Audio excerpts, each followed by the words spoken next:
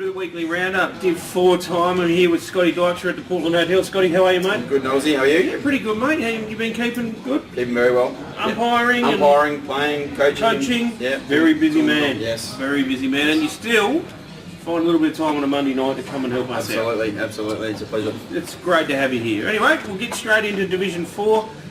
First game this week was Edwardstown, 11-10-76, defeating Jeffs Cross, 8 goals, 19. Fitz would be fuming, 67. What do they say bad kicking is? Bad football. Look at that. I know we've got it going already. A bit of a team going there. Miss you, TJ. For Edwardstown, mate? Edwardstown, Blythe with 3, Reading with 3, Parsons with 2, and the best players, Roberts, Horgan and Faruja. And for Jeffs Cross, we had Kovacic with 3, Tanner with 2, 3 other blokes kicking singles with Tahana, Matty Otis and Mason in the best for the Rams, mate.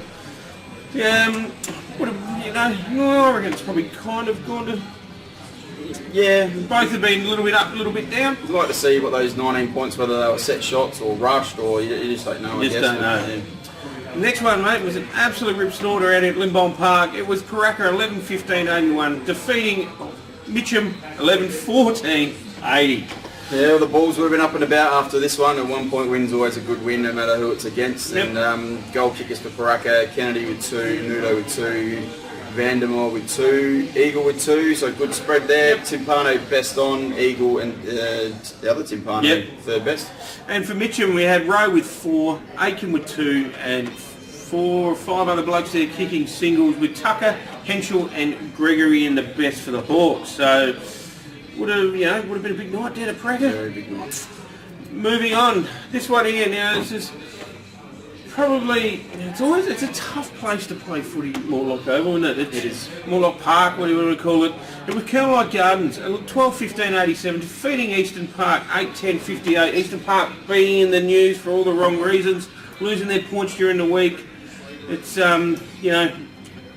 credit to them, they're trying to fight, but going a bit of a trip, probably been a while since they've been. When was the last time you reckon they played? I don't know if they've ever played, have they? Or... I don't know. It's a funny place to play footy. I was reading something during the week about the Eastern Park ruckman was standing yelling for the ball, and the player that had the footy at the time chose a different option. It was only then that he'd realised that he would come out of the boundary and was standing 5 metres the other side of the boundary. You can get lost there. Yep. It's a baseball diamond there kind of throws you a little bit, doesn't it? Very strange place to play footy, and the Eastern Park probably would have wanted to be at home after the week they had. To travel out there, probably a bit flat. The result probably showed that as well. Well, good luck to Eastern Park. I hope they can turn it around. I know everyone at the club's pointing in the right direction and trying their best. So anyway, for Carolite Gardens, Smith with 5, Fleming with 3, Bennett with 2.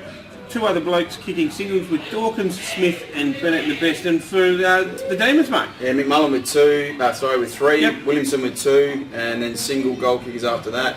Diedrichsen, best on, he's a stalwart of that club. Cullen and Kopp in the best as well. Alright, moving on. This game here has had plenty of words thrown around on social media, I suppose you could say, but it was out at Webb Oval. It was Glenunga 13-8-86, defeating the Chicks of Kilburn 9-7-61. Glenunga, we were just talking off air before, a very well-oiled machine that is a club that's on the up, a club that's on the rise. Mick McMahon gets taken out and taken to the Crows as a top-up player, kicks 9 the week before. Glenunga then, to lose someone like Mickey McMahon, it's a big hole to fill. Talking to Andy Reid here earlier on tonight, he said that they just were off a little bit, but they just got the job done. So sometimes that's all you need to do in footy, isn't it? Absolutely. So for Glenunga, Prosser with 3, James Wunking with 3 as well, Ward kicking 2 with 4 or 5 other blokes kicking singles with Manning, Harford and Bennett in the best for the Rams, mate. And for the Chicks? Yeah, for the Chicks, Bendesi with 2, Scott with 2, and 3 or 4 singles there. Yep. Francis, Watson and Foster in the best for Kilburn. The best for Kilburn. Moving on to the next game, it was just down the road here at West Lakeshore Oval. It was Smosh 10-8-68, defeating Salisbury 7-14-56. Yet again, bad kicking there by the Maggies, mate. They probably could have snuck this one a bit of a win away from home. 4 goals down at 3/4 time. It's a bit of a fight back, but got to kick straight, boys. Got to kick straight. Yeah, it looks like the bad kicking was done early on for Salisbury. Yep. They 11 scoring shots at half time and found themselves a couple of goals behind. They convert those properly, and they might have been in front. Different story. Goal kickers for Salisbury, Knox with 3, and the rest were all singles. Hall, Keenan, and Tucker in the best for the Maggies. And for Smosh, you had Parnham with 2, Cox with 2 as well. Then a heap of other blokes kicking single with Parnham, M. Cox and Young in the best there for the Lions. So Smosh moving along quite nice. I think they won 4 straight, haven't they? I think so, yeah. Yeah, so their Gluck's has got them going. Yep. Okay, we'll move on to this week's games. And it was Duncan Fraser Reserve. It's Jeps Cross taking on Paraka. Yeah, a bit of a local derby, I guess. Yep. They were pretty close to each other, as we were saying before. I'll toss a coin on this one. I'll go with the home team, with the Rams. Same with me, mate. Jeps Cross at home, I think. Kilburn and Colonel Light Gardens down at Blair Athol Reserve. Look, Kilburn are good at home, but I reckon Colonel Light are travelling along pretty good, and I reckon they might just steal the points in this one. I'm going to go with the Chicks at home. It's a very intimidating place to play football there at Blair Athol Reserve. Big shout out to our mate Andy Graham, old Trek. Had a beer with him here not long ago. So, Eastern Park, Edwardstown, Dwight Reserve. And talking about tough place to play footy, Dwight Reserve's right up there. Yep. The town's probably never been there. Maybe when they were in the amateurs before they went. Last year? Yeah, last year. Yeah, I did 4 last year. Edwardstown, last year. Yeah. Yep. Yeah. Well, prior to that, they've been there once. Look, Eastern Park have to respond.